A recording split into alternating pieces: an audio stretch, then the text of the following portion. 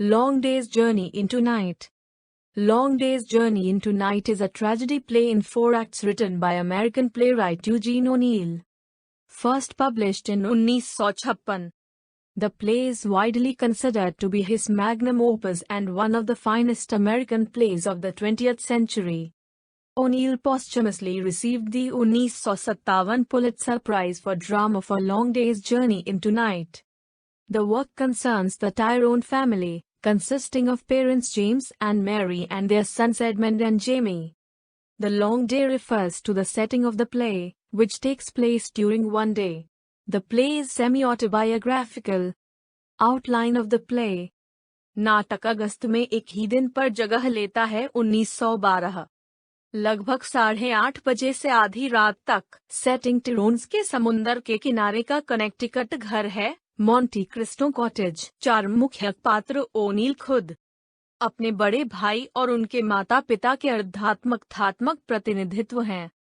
यह नाटक एक परिवार को क्रूर रूप से नकारात्मक प्रकाश में चित्रित करता है क्योंकि माता पिता और 2 बेटे आरोपों, दोष और नाराज व्यक्त करते हैं गुण जिन्हें अक्सर स्नेह, प्रोत्साहन, कोमलता और चीजों के लिए तरस पर दयनीय और आत्म पराजित प्रयासों के साथ जोड़ा जाता है। अन्यथा होने के लिए इस परिवार का दर्द आत्म समझ और आत्म विश्लेषण की गहराई से भी बदतर हो जाता है, जो क्रूर ईमानदारी के साथ संयुक्त होता है, जैसा कि वे इसे देखते हैं, और साहसपूर्वक खुद को व्यक्त करने की क्षमता है।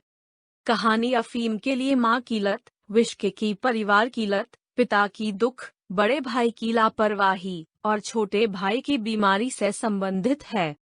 Act 1 summary. Living room of the Tyrone summer home. सुबह के 8:30 बजे on day in August 1912। James Tyrone एक 65 वर्षीय अभिनेता हैं जिसने बहुत पहले खुद के लिए वाहन नाटक खरीदा था और उन्होंने इस भूमिका के आधार पर अपनी प्रतिष्ठा स्थापित की थी जिसके साथ उन्होंने वर्षों से दौरा किया था।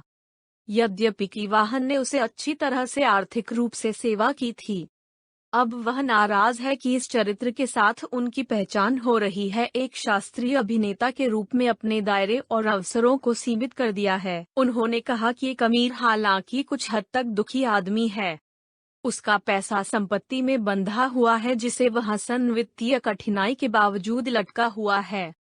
उनकी पोशाक और उपस्थिति उनकी तनावपूर्ण वित्तीय परिस्थितियों के संकेत दिखा रहे हैं, लेकिन वह अपने जर्जर पोशाक के बावजूद शास्त्रीय अभिनेता के कई मिश्रित प्रेतों को बरकरार रखता है।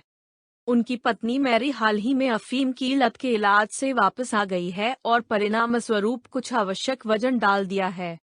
वह बहुत स्वस्थ लग रही है की तुलना में परिवार के आदि किया गया है और वे उसे बेहतर उपस्थिति पर अक्सर टिप्पणी।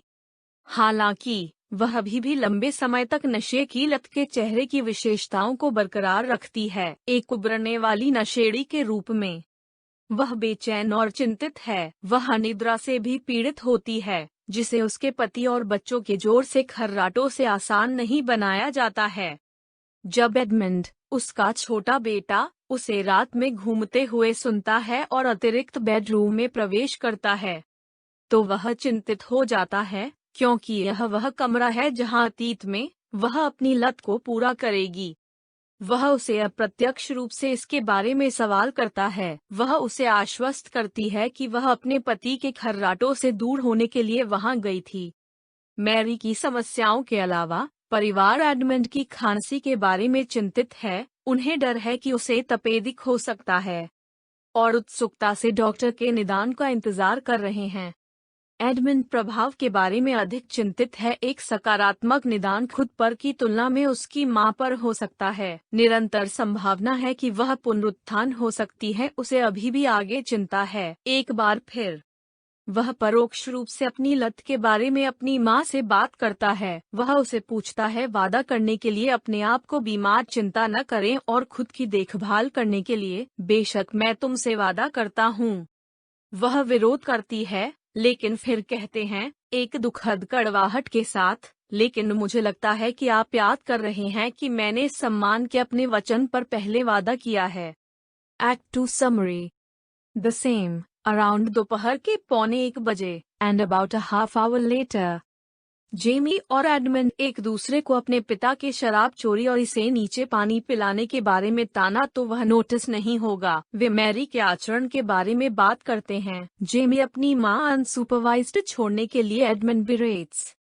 एडमंड संदिग्ध होने के लिए जेमी बिरेट्स। दोनों, हालांकि, गहराई से चिंतित हैं कि उनकी मां की लत पुनरुत्थान हो सकती है। जेमी एडमंड को बताते हैं कि उन्होंने 10 साल तक अपनी मां की लत को छुपाया था, यह बताते हुए कि बीमारी की प्रकृति के बारे में उनकी भोलेपन समझ में आता था लेकिन भ्रामक था। वे तपेदिक के लिए एडमंड के परीक्षणों के आगामी परिणामों पर चर्चा करते हैं और जेमी उसे सबसे खराब के लिए तैयार करने के लिए कहता है।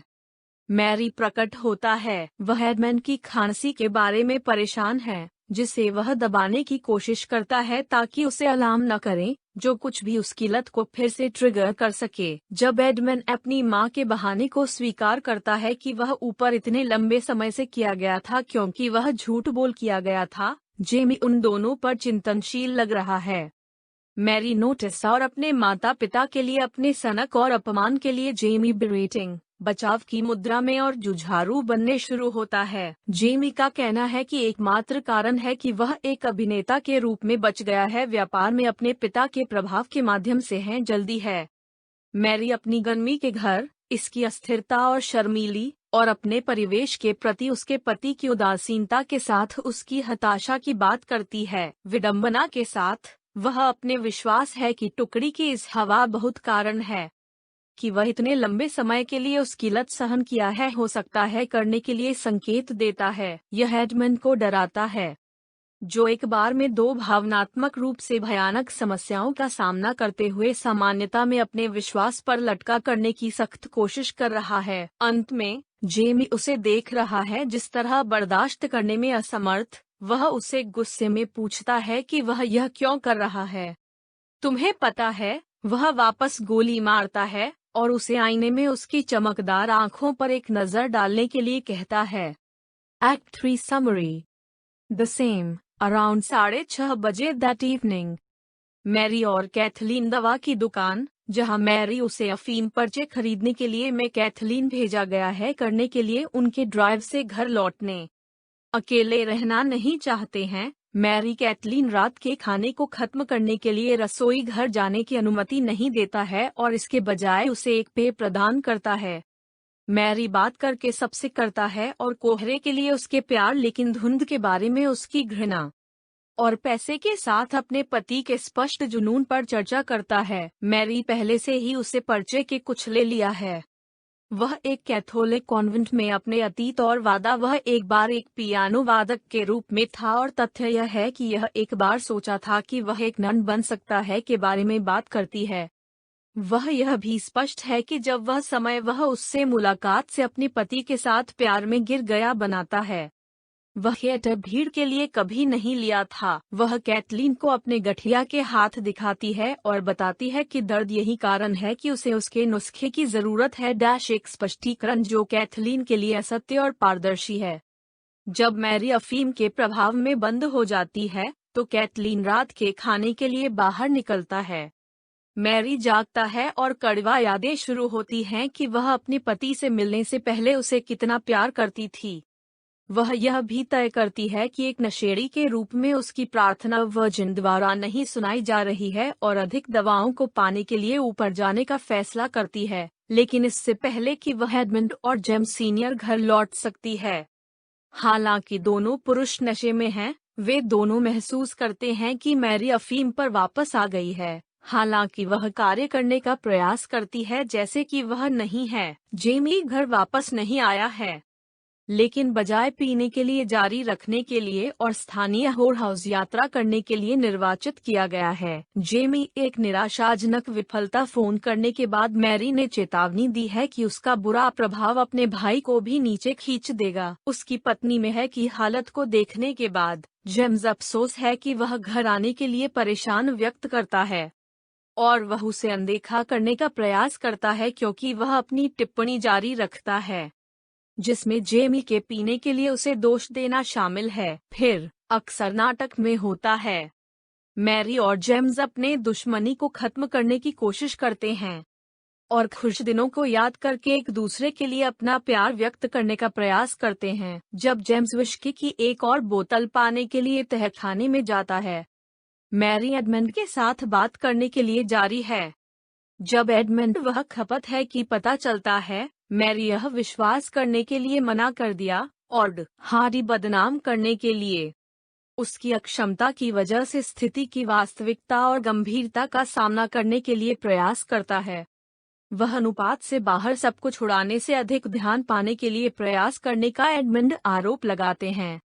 प्रतिशोध में एडमंड अपनी मां को याद दिलाता है कि उसके पिता की खपत से मृत्यु हो गई और फिर बाहर निकलने से पहले वह कहते हैं कि मां के लिए डोप पिशाच होना कितना मुश्किल है। अकेले मैरी मानते हैं कि उसे अधिक अफीम की आवश्यकता होती है और उम्मीद करती है कि किसी दिन वह गलती से अधिक मात्रा में होगी, क्योंकि वह जानता है कि अगर उसने उद्देश्य पर ऐसा किया तो वह जिन उसे कभी माफ नहीं करेगा।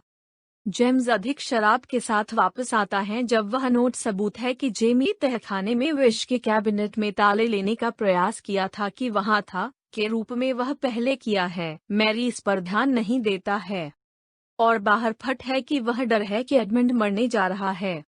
वह जेम्स को भी विश्वास करती है कि एडमंड उसे दवा की समस्या के कारण प्यार नहीं करता है।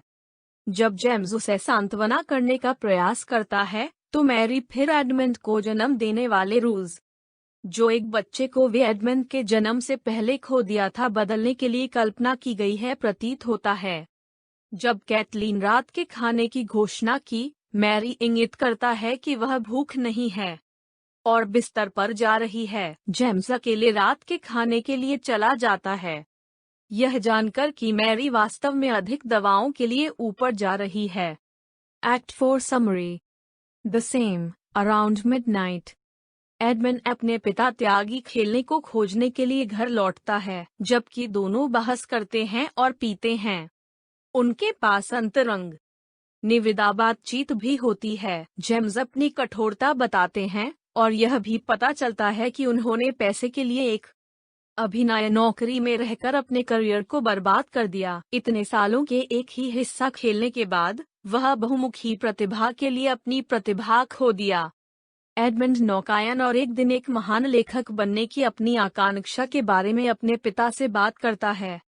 वे जेमी घर नशे में आ रहा सुना और जेम्स लड़ने से बचने के लिए छोड़ देता है। जेमी और एडमंड बातचीत और जेमी स्वीकार करते हैं कि हालांकि वह एडमंड किसी और की तुलना में अधिक प्यार करता है, वह चाहता है कि उसे असफल हो। जेमी बाहर गुजरता है।